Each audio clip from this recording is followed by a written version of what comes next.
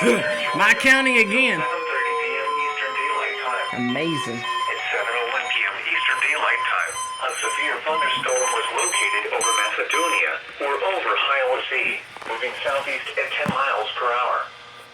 Hazard, 60 miles per hour with gusts and quarter-size hail. Source, radar indicated. Impact, hail damage to vehicles is expected. Expect wind damage to roofs, siding, and trees.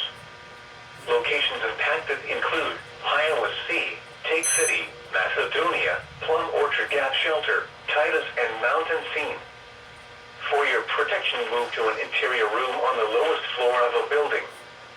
If you see wind damage, hail, or flooding, wait until the storm has passed. And then call the National Weather Service toll-free at 1-866-7-634-4666 or tweet us your report at NWS Atlanta.